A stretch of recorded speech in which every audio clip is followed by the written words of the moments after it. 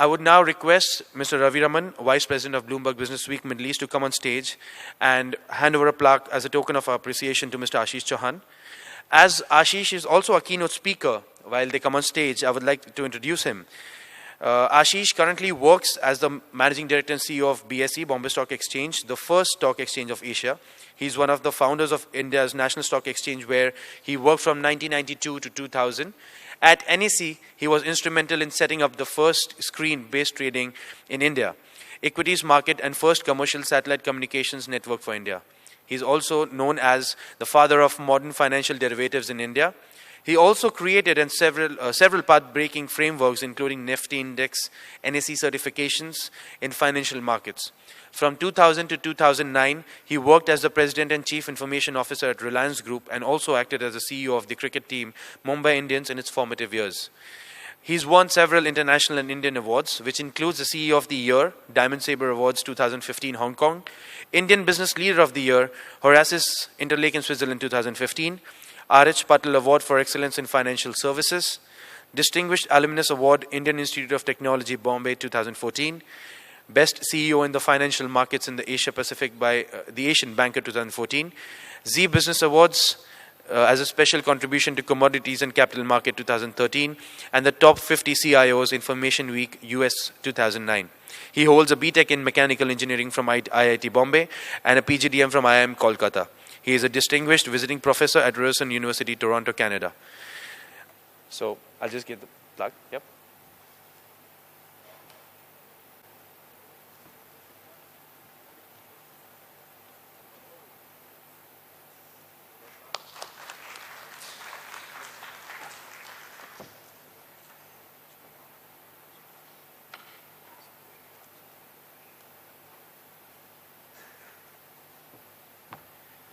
I would request Ashish to come on stage and deliver his keynote address.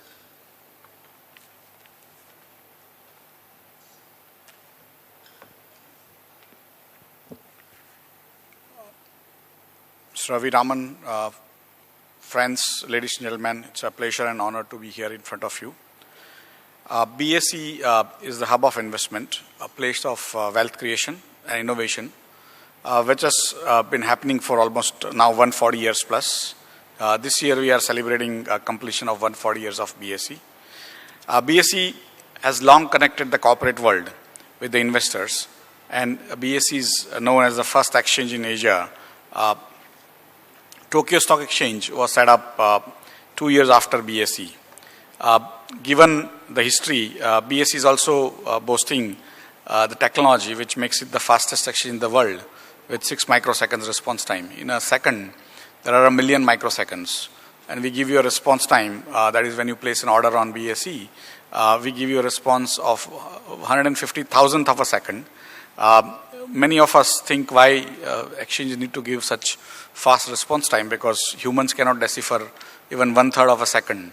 But nowadays, most orders are originated from computers.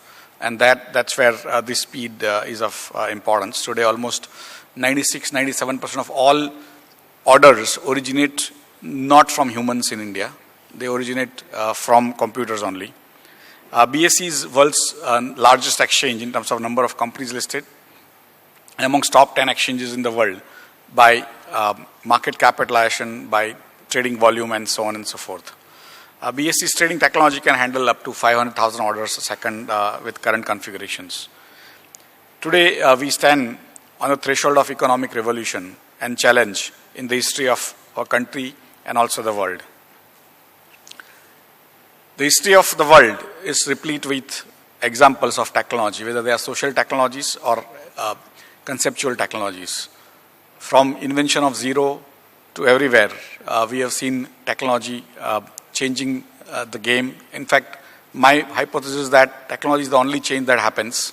The societies surround it. And societies which harness the technologies which are coming are the societies that win over others, either military-wise or otherwise. If you look at the framework, the last 250 years, the technology has come in waves. Even last 10,000 years, technology has come in waves. And waves have been faster and faster. So steam engine took around 200 years to come across the world. Electricity took 100 years, and still we are trying to electrify our villages.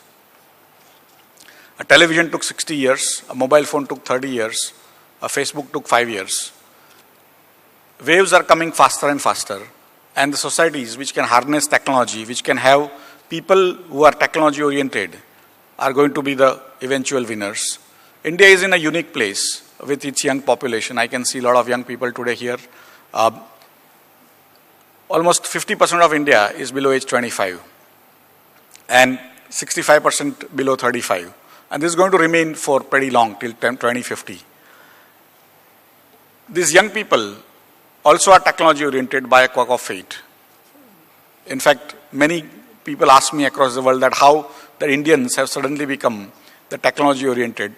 30 years back when I used to go to US or Europe, India was not in the news. And whenever once in a month there were news, it was about cartoons and about cows roaming on the road or snake charmers. Today, India is on the news every day by saying that you guys take away our jobs. And that is largely over 90s because of the computerization of the rest of the world.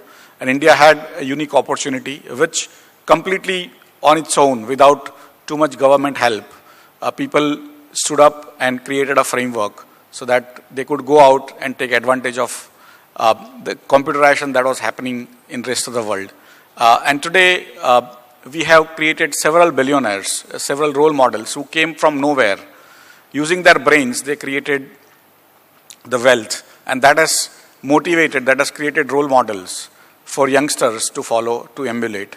And that's why when I keep on asking myself, how is it that India in next 20 years or 30 years is going to be different from the rest of the world? And the only answer is technology and youth. To combine technology and youth is a very potent combination because young people can learn newer things. Old people after 25, 30, 35 do not relearn newer things. Young people who are technology oriented are going to create a framework which is going to create wealth over the next 30 years that has not been created in the last 10,000 years. One single technology of IT changed the world over the last 30 years, completely transformationally. But similar 20 technologies are coming and they are going to transform the world 20 times faster, 20 times bigger. And that wealth will be created by young people. They are also going to have more demand from young people.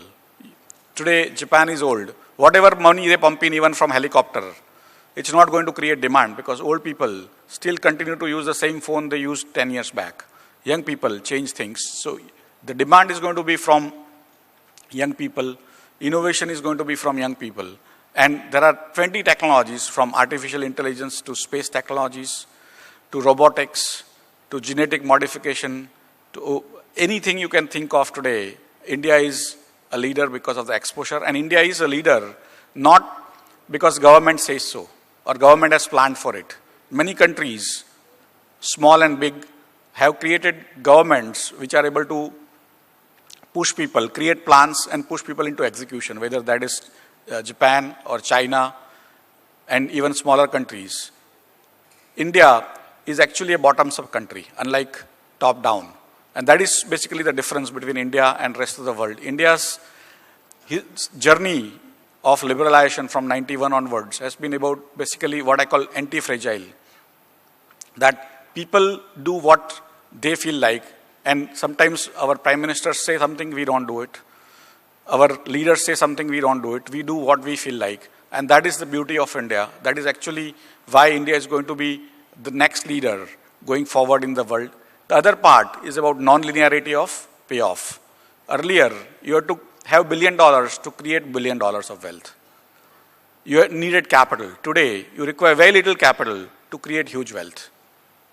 And that, along with the newer technologies and young people who are motivated, use their brains to create wealth for themselves and of course for the country, is going to be a game changer going forward. India also has severe issues in terms of the unemployment. Today, unemployment is running almost 9.5%. And India traditionally has a society which is able to absorb the ill effect of unemployment. but over a period, India will have to create the entrepreneurs who are going to innovate, create wealth for themselves, but also for job for rest of the country. And we need to be creating 15 million new jobs every year for next 20 years. We need to be creating 300 million new jobs. 15 million is a very large number, although many of you who stay in India don't appreciate, because everything in India in terms of number is very large. But 15 million is severely lower than America's total unemployment. When you look at CNBC on Fridays and Mondays, when unemployment rate is coming, the markets go up and down in US, and the interest rates are taken up or down. But in entire next 20 years, probably they will have to create 10 million jobs if the population remains the same. We'll have to create 15 million jobs every year for next 20 years. It is almost creating one Australia every year, every 2 years in India, in the job markets. And that's a severe ask. And that has to happen by creating arbitrage. There are what I call the arbitrage of the labor that is happening. And if US is having $50,000 per annum per capita income, and India is having $1,500 with better brains, there is bound to be jobs coming into India if they can be transported. Whatever governments do, there or here, those jobs are going to come here. And there are many jobs which have been created and which will be created, which you have not even thought about today. My hypothesis is that in next 20 years, 70% jobs will be such that we have not even thought about them today. And I am a living example of thinking about it. When I have had opportunity to think for last 30 years since I was out of college, saying what is happening. And somewhere on the line, when I was growing up, nobody could have thought that when you go into McDonald's drive-in in New Jersey and you give your order sitting in your car to the person who is taking care and drive the other side to take your packet, the entire transaction is actually happening in Wipro, Bangalore. Nobody could have thought 30 years back, even 20 years back, that this is possible. But 70% of the jobs will be such that we have not thought about them today. In future, near future, in next 10, 15 years, many jobs which are currently available to us, especially in manufacturing, will be taken away by robots. And similarly, we'll have to create newer and newer jobs for our people. There's going to be revolution in agriculture. There is going to be many areas which are going to be very different from what it is today. And the young people sitting here and outside of the hall in India have to understand that the future is theirs if they can take it by the horn. We have a bull outside BSc. It is basically for you guys to take the bull by the horn. The technology bull is running, and you need to take it by the horn, make your life better, and everyone else's life better. Today, with $2.2 trillion of GDP, India is practically on the bottom. But given what is happening today in technology, I won't be surprised by 2035 if Indian GDP is $20 trillion. And that wealth, almost 10 times of what is happening currently in Indian markets or Indian economy, is purely going to get value added out of the economy and innovation. So I just wanted you to be aware that the valuations you see today in tech companies in many times you think they are not correct, and probably the companies may not remain. Some of the companies which we call unicorn may not remain tomorrow, but the promise of technology will be more than fulfilled. I was given an example this week by somebody about the free pricing of many of the e-commerce companies that are doing. We think it is new. But when the vegetable ghee came into India in 1950s, it was given away free in sachets at the traffic signals to get people to get used to the vegetable ghee, which is basically vegetable fat. And in India, people were used to eating the cow and then slowly people started appreciating the vegetable ghee, or what is called dalda. The dalda company actually closed down, but the brand name still remains called dalda. And that is basically the great marketing that happened. But anytime a new technology happens, or new technology, new framework comes up, a lot of seeding has to happen. The good thing today, is that earlier what used to take 50 years is happening now in 3 years, 5 years across the world. And that scale is coming up manifold. And that's why many venture capitalists, private equity, and angel funders are willing to fund very, very difficult ideas, because if you are able to reach scale, then the amount, basically you are trying to buy lottery tickets, as I call it, non-linear payoff, that you put in $100,000, like what Google did, and you may get $100 billion or $1 trillion company. And if you put in $1 trillion, and if you don't have innovation, you will probably remain with $100,000. So that is where the non-linearity of payoff is actually happening across the world. And this is a unique opportunity for India because it's going to remain young for next 30, 40 years. China has suddenly become old. Japan has become old. Europe is old. America is getting old. India is the only country which is large, young, technologically oriented, and it has tested innovation. Most of the innovations across the world today are happening through Indian brains. Most of the Silicon Valley startups have some or other Indian associated with them. And that exposure, that connectivity of India with the places of wealth creation is amazing today. And including in Bangalore, for me, Bangalore is the second largest venture capital framework in the world. Because China is being tom-tommed as the venture capital framework, but it's basically government-controlled, government-promoted companies or people whose parents are working in government at senior level are able to set up those companies and become large. India is today allowing every person to come start his venture and make billions, at least attempt to make billions. And BSE has done its own in this area also. BSE has created 3 platforms. One is an incubator with Ryerson University, Canada, where Ryerson University runs an incubator on BSE 18th floor. Some of you who get time today might like to visit the incubator of BSE. BSE has incubated 72 companies by now over the last 2 years, funded them.